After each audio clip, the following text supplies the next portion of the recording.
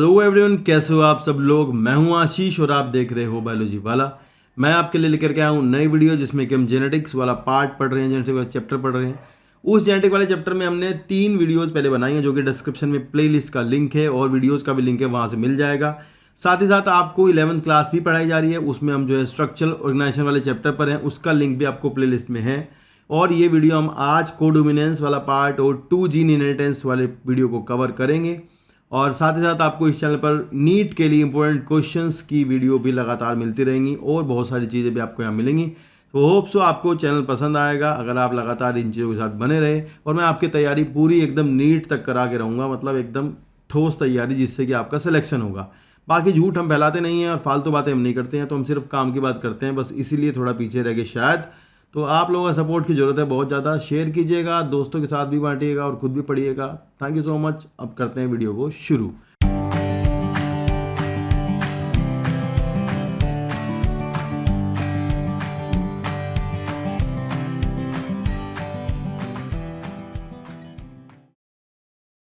तो आज का हमारा टॉपिक है कोडोमिनेंस। तो कोडोमिनेंस में हम पढ़ते हैं, देखो यार पहले सिंपल सी बात समझ लो। मान लो अगर हम कहें कि ये हमारा एक क्रोमोसोम है, होमोलोगस पेयर ऑफ क्रोमोसोम है ये हमारा। इस होमोलोगस पेयर ऑफ क्रोमोसोम पर मैं आपको बताऊं, लोकेशंस होती हैं, लोकस होते हैं। ये इसका सेंट्रोमियर है। यहाँ मान लीजिए कोई जीन है, यहाँ उसके होमोलोगस पेयर पर भी उसी पोजीशन पर, उसी लोकस पर एक और जीन है।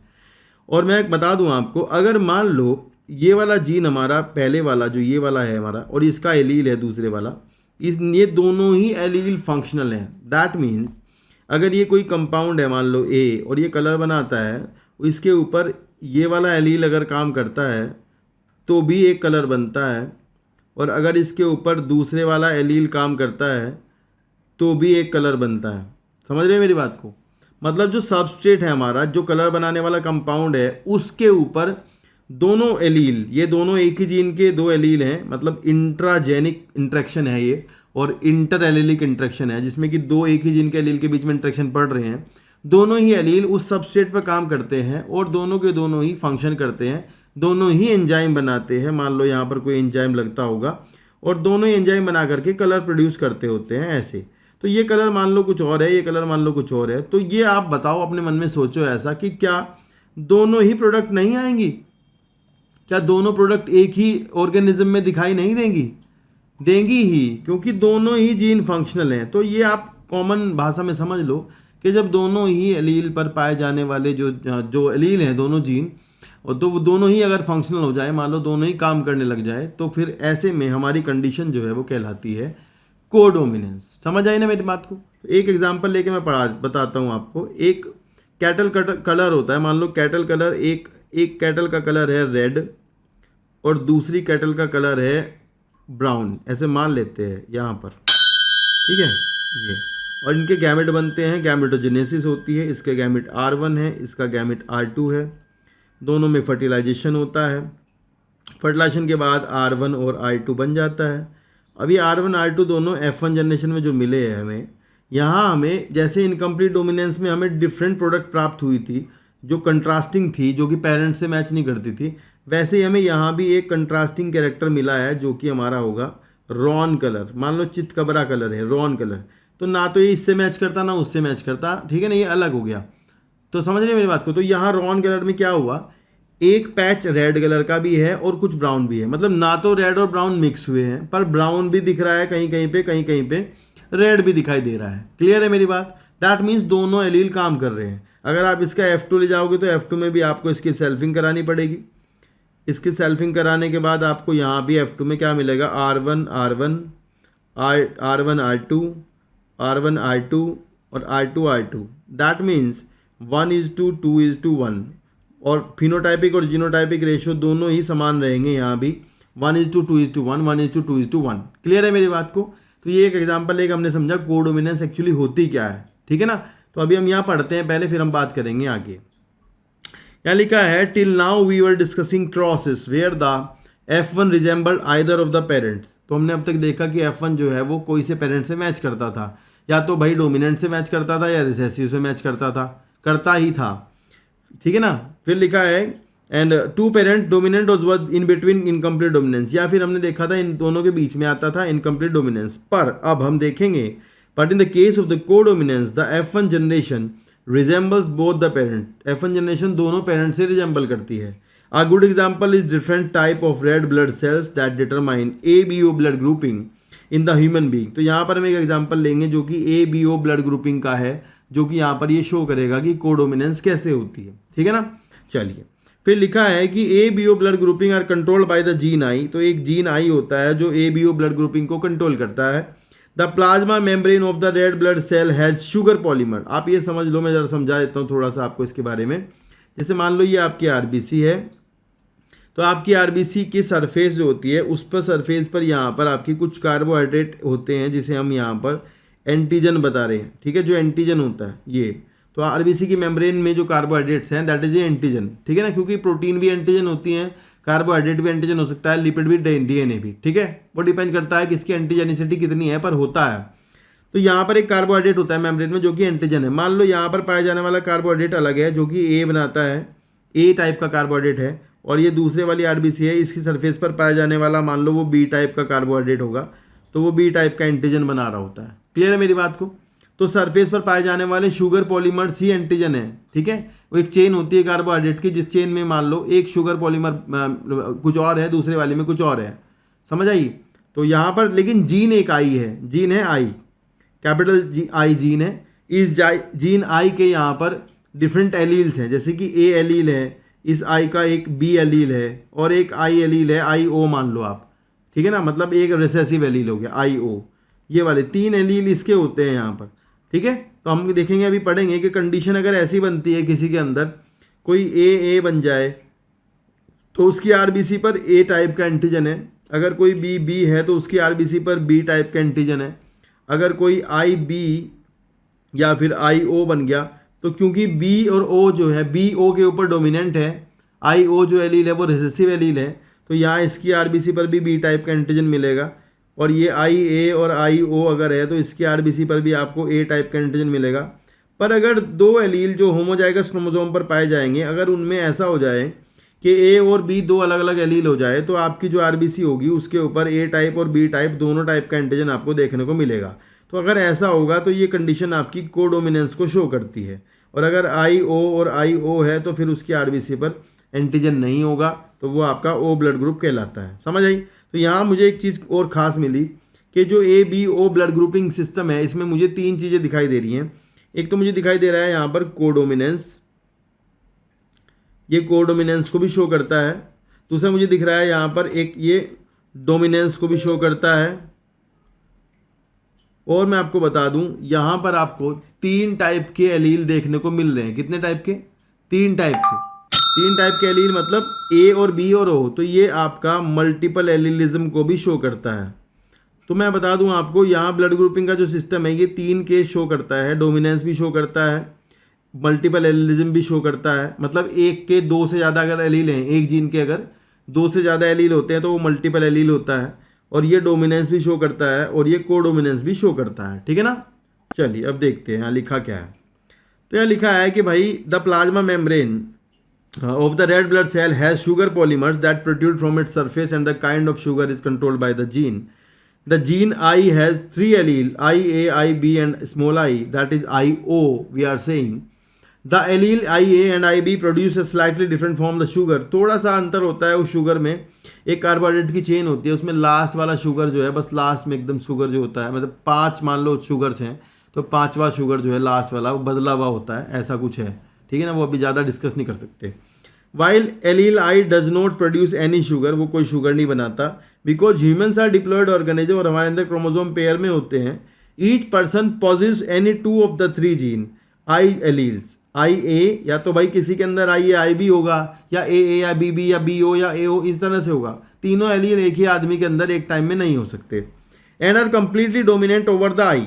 इन other word then I A and small I are present only I A, मतलब ठीक है ना। अगर ए है, ए और ओ है, ए और स्मॉल आई है, तो ए रिप्रेजेंट होगा क्योंकि वो डोमिनेंट है ना। और अगर मान लो बी और आई है तो फिर आपका बी एक्सप्रेस करेगा क्योंकि बी डोमिनेंट है।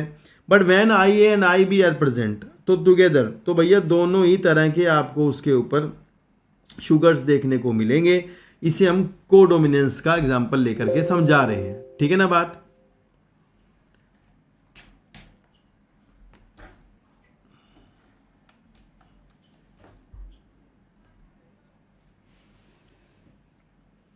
अब आगे देखते हैं। This is a because of codominance, hence red blood cells have both A and B type of sugars since there are 3 different allele. कितने एलील हुए हमारे? 3 एलील हुए। And there are 6 different combination. तो ये सवाल खूब आता है पेपर में, कभी कभी आ जाता है कि अगर हमारे 3 एलील हैं तो कितने जीनोटाइप देखने को मिलेंगे। तो ध्यान रखना, 3 एलील हैं तो आपको 6 जीनोटाइप देखने को मिलेंगे। कितना? 6 जीनोटाइप। तो इसका फॉर्मूला है, मैं बता दूंगा आपको, वो भी आप लगा लेना अगर कहीं लगाना हो तो, ठीक है। चलो फॉर्मूला बताता हूँ, लाओ पहले आपको ना, n टू n प्लस 1/2 ये है। जैसे कि मान लो 3 एलील है तो 3 इंटू 4/2 इक्वल टू 12/2, यहाँ हमारा आएगा 6, ठीक है ना। तो अगर आपको ये कैलकुलेट करना हो कि कितने जीनोटाइप होंगे, अगर आपको कोई ऐसा सवाल देता है कि भाई इतने टाइप के आपके एलील हैं, 10 एलील हैं किसी जीन के, तो कितने जीनोटाइप बनेंगे, तो आप बता दोगे कि भैया 6 जीनोटाइप बनेंगे अगर मान लो 10 एलील हैं तो। क्लियर है ना बात। चलिए यहाँ लिखा है there are 6 different combination of these 3 allele that are possible and therefore a total 6 genotype of the human ABO blood group system. How many phenotype are possible? तो फिनोटाइप आपको पता है ABO 4 टाइप के फिनोटाइप बन रहे हैं। नीचे table में भी यही दिखाया गया है, ध्यान से आप देख लोगे तो आपको आ जाएगा। मतलब हम ये अगर देखोगे तो ये आपका कोडोमिनेंस को शो कर रहा है, ये भी आपका कोडोमिनेंस को शो कर रहा है। बाकी यहाँ पर आपको यहाँ पर आपको डोमिनेंस शो हो रही है, यहाँ भी डोमिनेंस शो हो रही है, ठीक है। ये ध्यान रखना बस। चलो यहाँ लिखा है do you realise that the example of ABO blood grouping also provide a good example of multiple allele. ये कह रहे हैं कि भाई क्या ये मल्टीपल एलील का एग्जाम्पल है? तो क्योंकि हमने कहा है कि जब किसी जीन के 2 से ज़्यादा एलील किसी पॉपुलेशन में मौजूद होते हैं तो कंडीशन क्या बनेगी? कंडीशन बनेगी आपकी मल्टीपल एलीलिज्म। इसके कई सारे एग्जाम्पल हैं, जैसे कि मैं एक एग्जाम्पल नोट कर देता हूँ, एक दो आपको याद करने के लिए। जो आप पढ़ते हो ना सेल्फ इनकम्पैटिबिलिटी,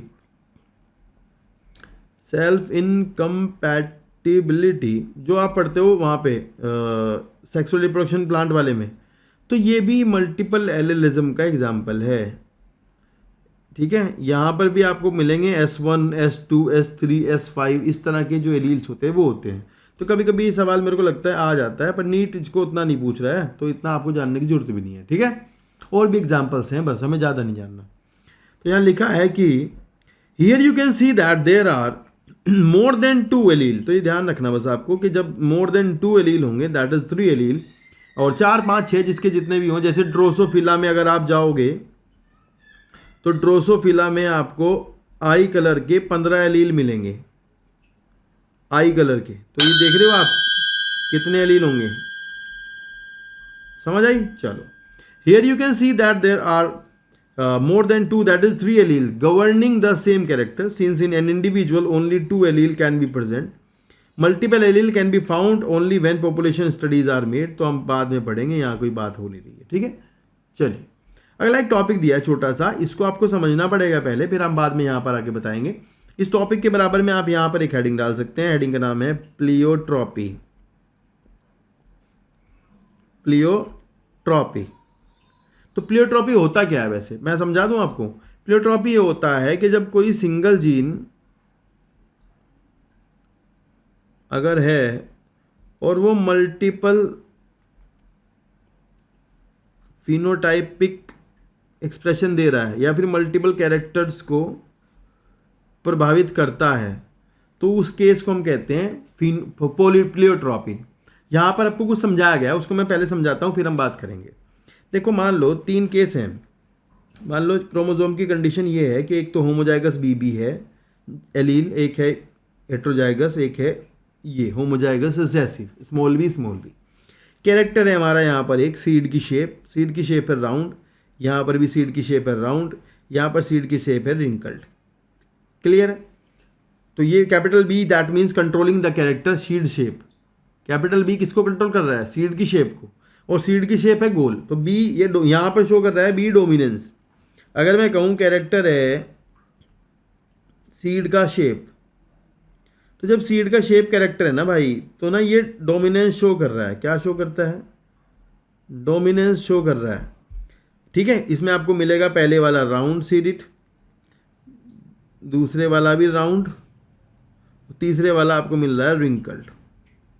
ठीक है, अब मैं कहूं अगर मान लो हम बात करते हैं इसी के अंदर, इन्हीं सीड्स के अंदर स्टार्च ग्रेन्स की, इन्हीं सीड्स के अंदर स्टार्च ग्रेन्स, मान लो मैं कहूं इसके अंदर तो बड़े बड़े स्टार्च ग्रेन हैं, क्योंकि सीड के अंदर स्टार्च होता है, इसके अंदर बड़े बड़े स्टार्च ग्रेन्स हैं, और इसके अंदर थोड़े छोटे स्टार्च ग्रेन हैं, और इसके अंदर और छोटे स्टार्च ग्रेन हैं।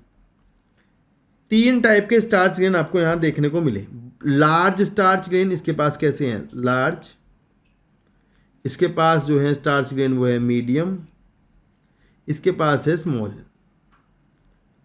अब आप देखो जीन तो था एक ही, कैपिटल बी या कैपिटल बी स्मॉल बी या स्मॉल बी, मतलब एक ही जीन है, और वो 2 कैरेक्टर को प्रभावित कर रहा है। दूसरा कैरेक्टर हमने क्या लिया है यहाँ पे? स्टार्च ग्रेन का साइज। तो स्टार्च ग्रेन के साइज में आप देखो क्या हो रहा है, इसके केस में ये क्या शो करता है? Large medium small. यहां शो कर रहा है ये इनकम्प्लीट डोमिनेंस। अब आप समझो एक ही जीन, पहली बात तो ये एक ही जीन 2 कैरेक्टर प्रभावित कर रहा है, तो जब एक ही जीन 2 कैरेक्टर प्रभावित करता है तो इस घटना दुर्घटना को क्या कहते हैं? प्लियोट्रॉपी।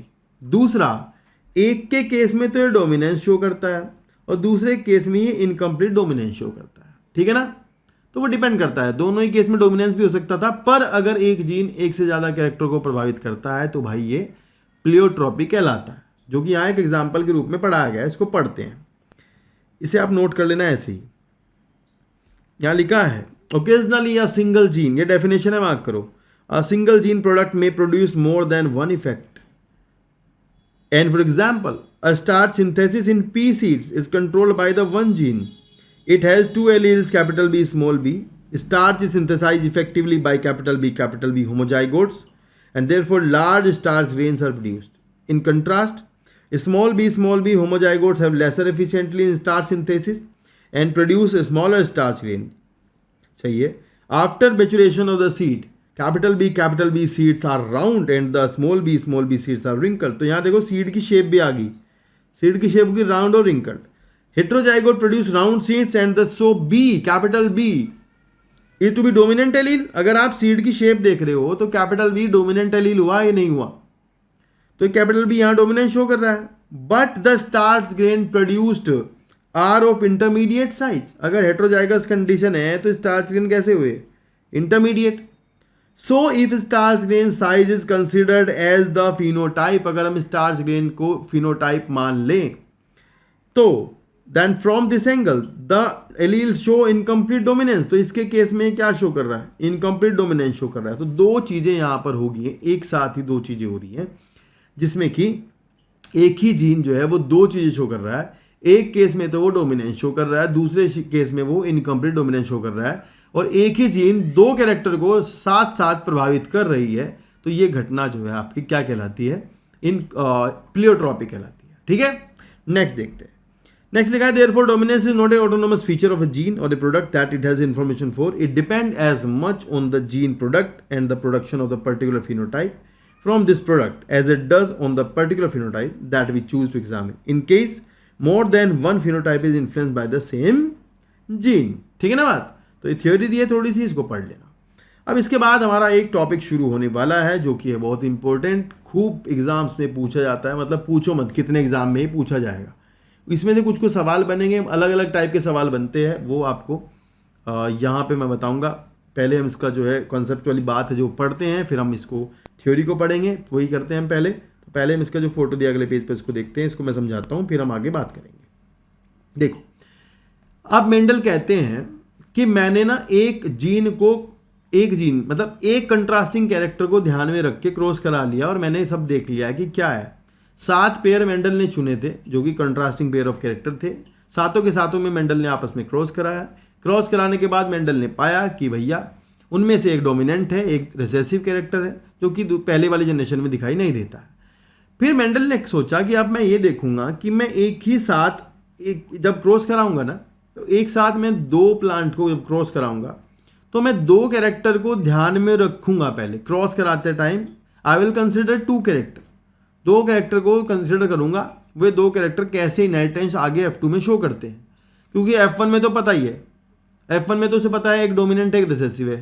अगर मान लो 2 कैरेक्टर भी एक साथ लेता है तो एक डोमिनेंट एक रिसेसिव है, वही आएगा F1 में। तो पर वो जानना चाहते थे कि F2 में, मान लो वो जानना चाहते थे कि मैं अगर एक टॉल प्लांट है, साथ में उसके ऊपर वायलेट फ्लावर आते हैं, मान लेते हैं, तो उन्होंने कहा कि मैं इसका क्रॉस करा रहा हूँ एक ड्वार्फ प्लांट के साथ उसमें वाइट फ्लावर है, और मैं ये जानना चाहता हूँ, मतलब Mendel want to know that कि भाई आगे आने वाली जनरेशन में क्या टॉलनेस हमेशा वायलेट के साथ ही चलेगा कि ड्वार्फ हमेशा वाइट के साथ ही आएगा। क्या ऐसा भी होता है कि 2 कैरेक्टर को कंट्रोल करने वाले जो फैक्टर्स होते हैं, क्या वो साथ साथ जुड़े होते हैं, क्या उनमें कोई संबंध होता है, या वो एक दूसरे से आज़ाद होते हैं, फ्री होते हैं। ऐसा भी क्या हो सकता है कि टॉलनेस वाइट के साथ चला जाए आगे आने वाले प्लांट में? क्या ऐसा भी हो सकता है वायलेट जो है वो डॉर्फ के साथ चला जाए? समझ रहे हो? तो ये जानना चाहते थे मेंडल कि ऐसी भी प्रोडक्ट आ सकती हैं क्या, या फिर हमेशा जहाँ भी टॉल होगा वहाँ वायलेट ही होगा, या जहाँ भी डॉर्फ होगा वहाँ वाइट ही होगा। ऐसा मेंडल जानना चाहते थे, जो कि उन्हें आने वाले एक्सपेरिमेंट्स में दिखाई दिया कि ऐसा नहीं होता है। ऐसा होता है कि आपका टॉल जो है वो बिल्कुल वायलेट से फ्री है, टॉल वायलेट के साथ जुड़ा हुआ नहीं होता। उन्हें ऐसा मिला था, बल्कि आने वाली जो रिसर्च है उनमें कुछ और मिला, वो अलग बात है। पर मेंडल को मिला कि टॉल फ्री है, वायलेट से फ्री होता है, उसके साथ नहीं होता संबंध। ऐसा नहीं है कि जुड़ गए दोनों, मतलब टॉल जो है वो फ्रीली जा सकता है वाइट के साथ भी, और वायलेट जो है वो ड्वार्फ के साथ भी जा सकता है। समझ आई मेरी बात को? तो अभी अपन इस एग्जाम्पल को देखते हैं जो आपकी किताब में दिया है, जो बच्चों को बचपन से पढ़ाया जाता है, 10वीं में पढ़ाया गया था यही, और ये मतलब 10वीं क्लास में बच्चे रट लेते थे, पर अभी थोड़ा समझ लो, ज़्यादा दिक्कत की बात नहीं है, आसान है। देखो, अगर हम इसको मैं क्रोमोजोम पर शो करता हूँ। मान लो हम कह रहे हैं हम क्रोमोजोम लेते हैं ऐसे पेयर पे, मान लो यहाँ पर, इसका मैं आगे भी यूज करूँगा।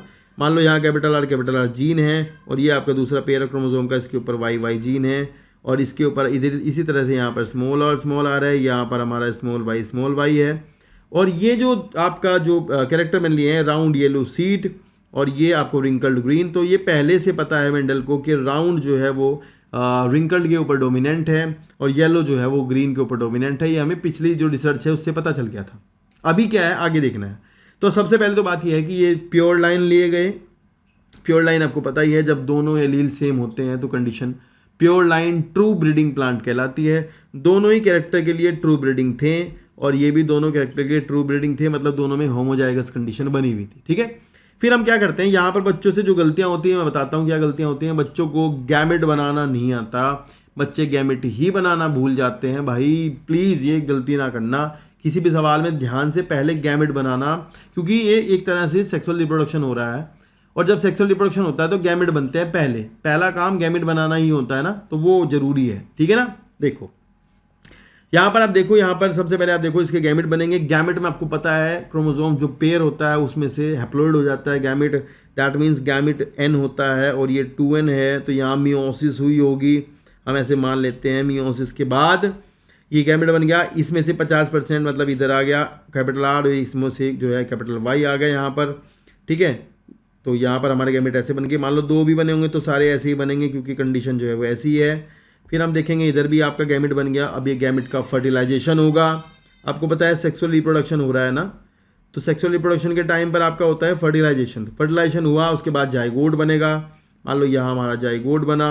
जाइगोट में हमारा हो गया कि जो क्रोमोसोम थे वो पेयर करके इस तरह से, जैसे मान लो कैपिटल R वाला था, ये स्मॉल r वाले के साथ में पेयर करेगा, है ना, और ये कैपिटल Y वाला है, ये जो है स्मॉल y के साथ पेयर कर गया, है ना। तो कंडीशन बन गई कैपिटल Y स्मॉल y। तो हमें पता था पहले से ही कि राउंड और येलो ही आएंगे, क्योंकि पहले ही पता है कि राउंड जो है वो डोमिनेंट है और येलो भी डोमिनेंट है। तो हमें मिले F1 कंडीशन में राउंड येलो, F1 जनरेशन में राउंड येलो मिले। अब भैया हुआ ये कि जब राउंड येलो F1 वालों की सेल्फिंग कराई गई, तो सेल्फिंग कराने का मतलब आप अपने दिमाग में रखो, 2 पौधे हैं, दो पौधों का क्रॉस कराया जा रहा है, उनके गैमेट बनेंगे। उनके गैमेट मतलब एक में पोलन ग्रेन बनेंगे, एक में एग बनेगा। पोलन ग्रेन के अंदर मेल गैमेट होते हैं, आपको क्लियरली पता है। पहले वाले चैप्टर नहीं पढ़े तो भैया जा करके डिस्क्रिप्शन में लिंक है, वीडियोस का लिंक है, प्लेलिस्ट का तो छोड़ो, प्रॉपर तरीके से वहाँ पर जा करके जरूर पढ़ना आप पीछे के चैप्टर। मतलब अगर नीट आपको निकालना है तो मतलब ये ऐसे ही पढ़ना पड़ेगा जैसे मैं पढ़ा रहा हूँ। कोई ताकत नहीं आपका पेपर निकलने से रोक दे धरती पर, अगर आप ऐसे पढ़ोगे ना। और ये 50 बार पढ़ना होता है, 1-2 बार पढ़ने से काम नहीं चलेगा, प्लीज़, है ना, ये ध्यान रखना जो भी वीडियो देख रहे हैं, ठीक है ना। चलिए तो देखते हैं क्या हुआ। सेल्फिंग हुई। सेल्फिंग होने का मतलब पता क्या होता है, गैमेट बनाना। तो सबसे पहले आप इधर करके थोड़ा गैमेट बनाना सीख लो।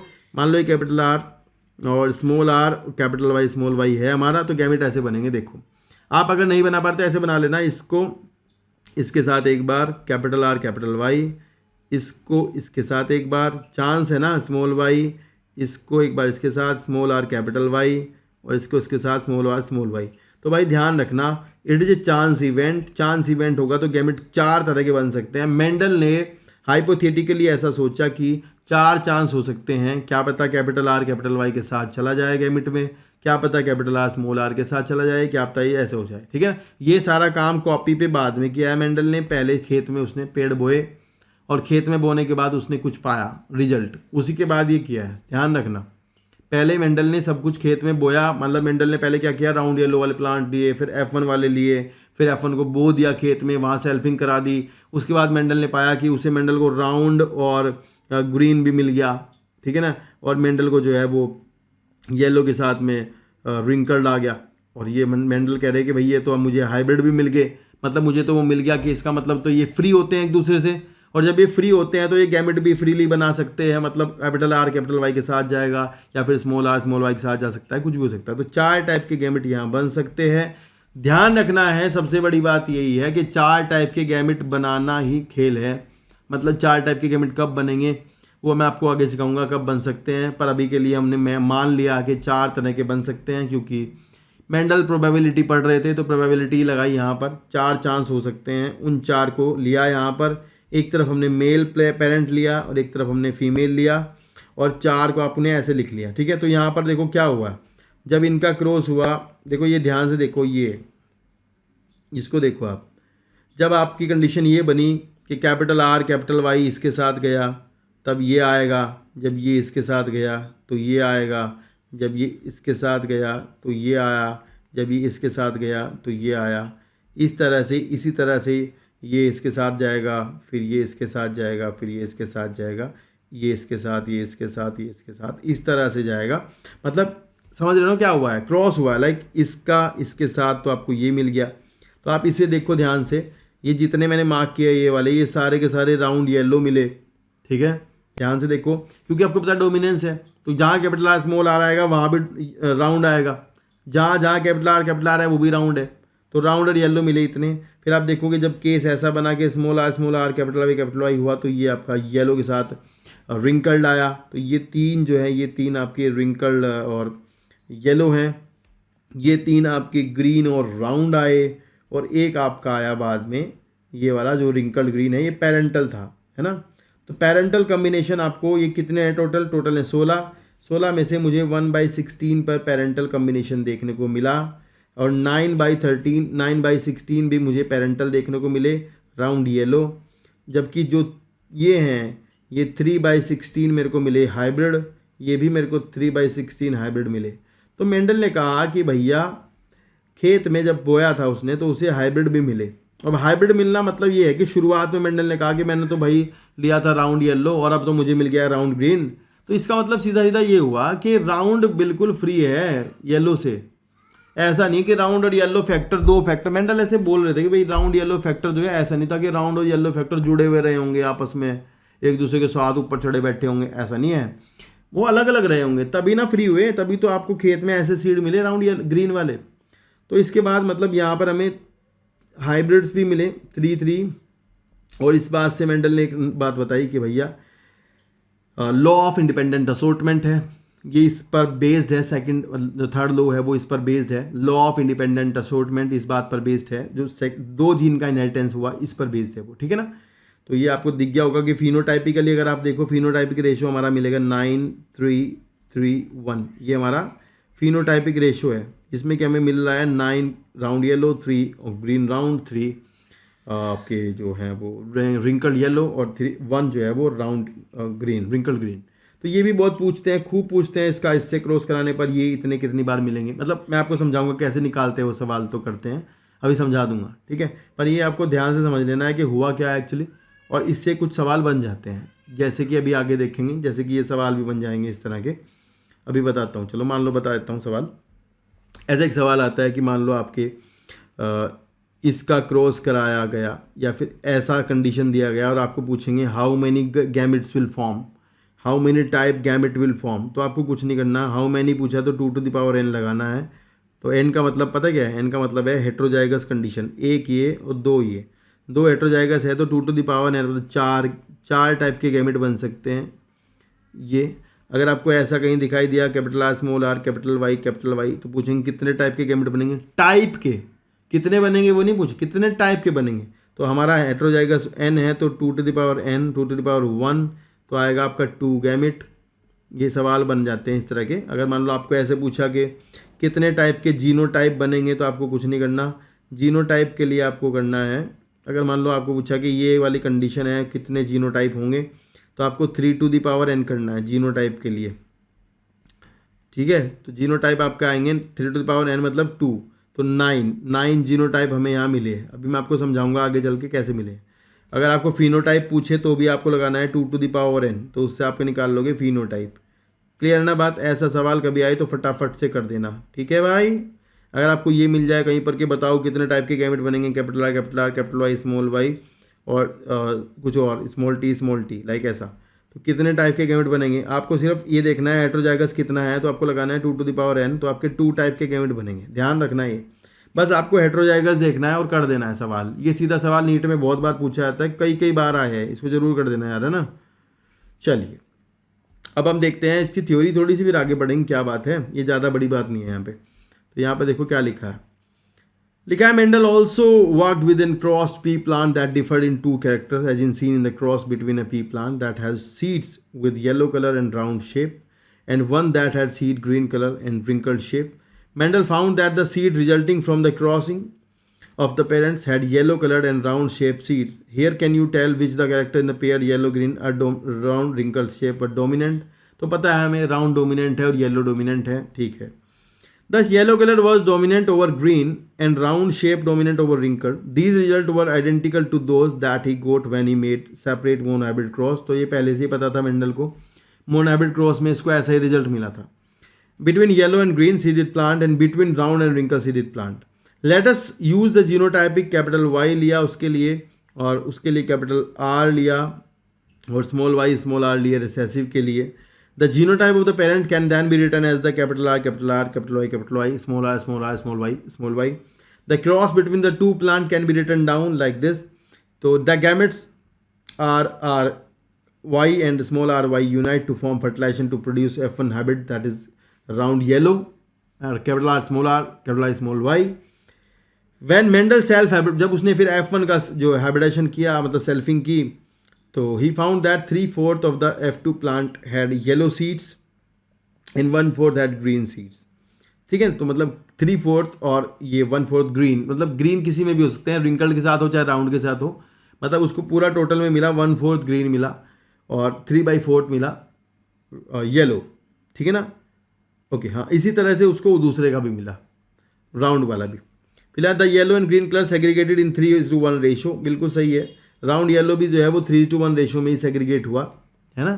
तो 3:1 इंटू 3:1 हो गया इसका मतलब सीधा सीधा ना, क्योंकि दोनों अलग अलग 3:1 है, तो दोनों का फिर क्या हो जाएगा, दोनों से आएगा आपका 9:3:1। ये आया हमें F2 में फिनोटाइपिक रेशो, है ना। दोनों अलग अलग अगर आप अलग अलग चेक करोगे, यहाँ पर देखोगे कितनी येलो है आपको, 9 और 3 12 येलो है ना, 12 येलो हैं 16 में से, तो 12/16 कितना हुआ आपको पता लग गया, है ना।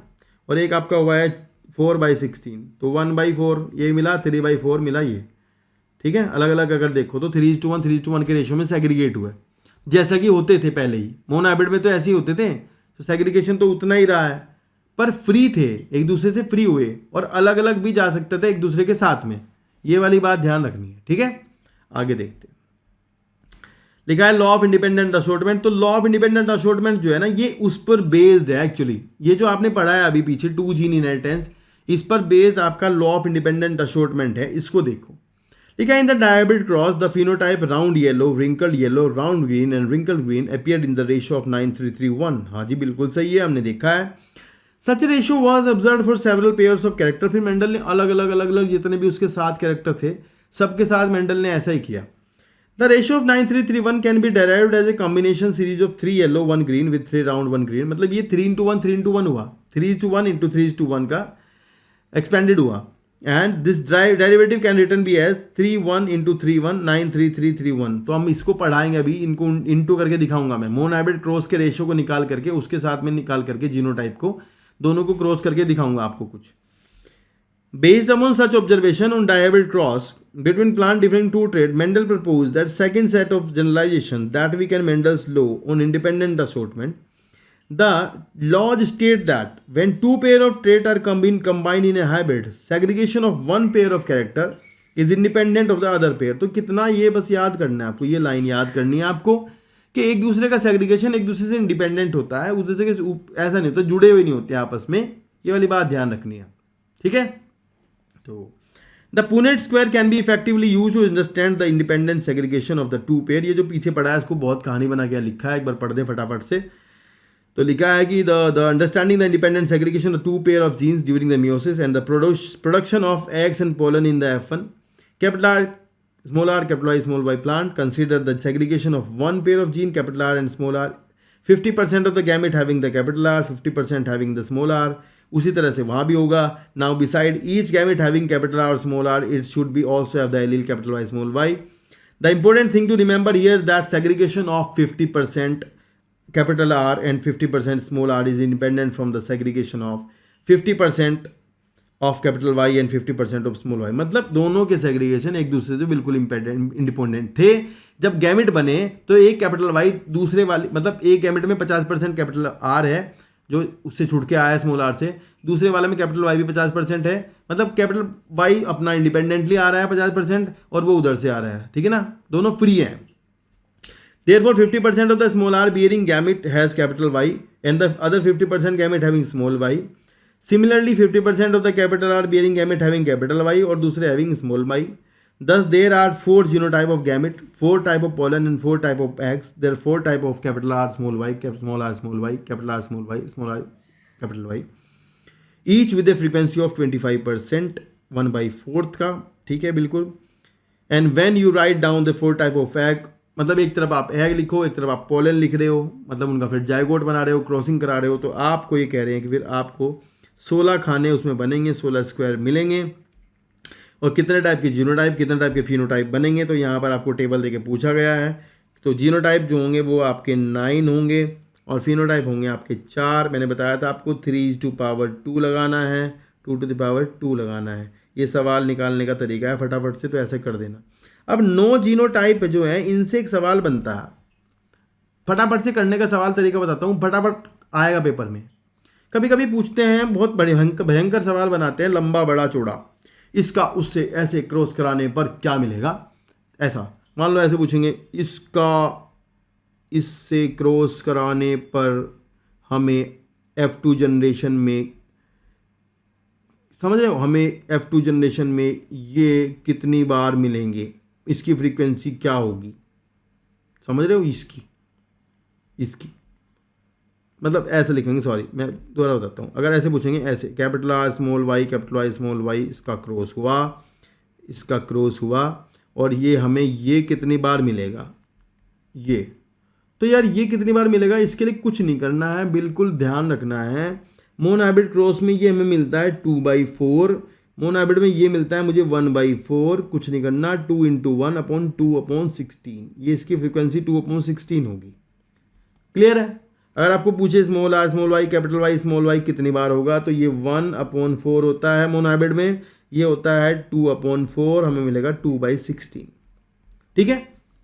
तो इसी तरह से हम यहाँ जीनोटाइपिक रेशियो निकाल सकते हैं इसका, वो मैं बता दूं जीनोटाइपिक रेशियो क्या होगा आपको, 1 2 1 2 4 2 1 to 1. This is the genotypic ratio of this cross. मैं आपको पूरा करके समझा देता हूं कैसे निकालते हैं. देखो, अगर हम मोनोहाइब्रिड क्रॉस को ही लें, मोनोहाइब्रिड क्रॉस के जो रिजल्ट थे हमारे उसको लेते हैं और यहाँ लिखते हैं जैसे capital R capital R, capital R small R small R small R, capital Y capital Y capital Y small Y और स्मॉल वाई स्मॉल वाई. ये आपको मिला था कितना 1/4 मोनोहाइब्रिड में, 2/4 मोनोहाइब्रिड में, 1/4 मोनोहाइब्रिड में. ये मिला था मेरे को 1/4, ये मिला था मेरे को 2/4, ये मिला था मेरे को 1/4. अब अगर हम अपन इनके क्रॉस कराते हैं आपस में, मान लो यहाँ पर देखो, अगर हम इसके क्रॉस कराते हैं तो मेरे को कैसे मिलेगा. यहाँ मिलेगा मेरे को ये 1 का क्रॉस कराऊंगा, मतलब मैं कराऊंगा capital R capital Y capital Y capital Y, इस तरह से मिलेगा मेरे को 1/16, है ना. ये इसका कराऊंगा, यहाँ मिलेगा मेरे को कैपिटल वाई लिख देता हूँ, capital R small R capital Y मिलेगा मेरे को 2/16. यहाँ मेरे को मिलेगा 1/16, आप कर लेना खुद से. यहाँ मेरे को मिलेगा 2/16, यहाँ मिलेगा मेरे को 4/16, यहाँ मिलेगा मेरे को 2/16, यहाँ मिलेगा मेरे को 1/16, यहाँ मिलेगा 2/16, यहाँ मिलेगा 1/16. ठीक है, तो मेरे को रेशो क्या मिलेगा 1:2:1:2:4:2:1:1. तो ये मेरे को 9 जो है वो जीनोटाइप मिलेंगे. 9 जीनोटाइपिक रेशियो का 1:1:2:4:1:1 होगा. आप निकाल भी सकते हैं. फटाक से सवाल करने के लिए तरीका है, अगर आपको कोई पूछे कि बताओ भैया ये कितनी बार आएगा, तो कुछ नहीं करना, 1/4 × 1/4 मतलब 1/16. ठीक है ना. ये क्लियर है बात, समझ आई ना. तो ये सवाल पेपर में आएगा, कर देना जरूर, वरना बहुत मारूंगा टीवी में आके, सॉरी यूट्यूब पे ही. तो भैया ध्यान रखना, यहाँ तक का मैं इस वीडियो में कवर करने वाला हूँ. लंबी होगी थोड़ी वीडियो आज, कोई बात नहीं. इसके बाद हम पढ़ेंगे chromosomal theory of inheritance, linkage एक वीडियो में कवर करेंगे आगे वाली वीडियोस में. होप सो आपको वीडियो पूरी अच्छी लगी होगी, और आपने अगर पूरी देखी है तो बहुत बहुत धन्यवाद आपका धन्यवाद मैं ही कर देता हूँ. और थैंक यू सो मच पूरा देखने के लिए. मिलते हैं नेक्स्ट वीडियो में, और ध्यान रखना नीचे डिस्क्रिप्शन में पहले वाली वीडियो जरूर है, उनको जरूर देख लेना, और साथ ही साथ मेरे चैनल को कर देना सब्सक्राइब, शेयर, लाइक, कमेंट, सब कुछ. टेक केयर, बाय बाय, मिलते हैं नेक्स्ट वीडियो में.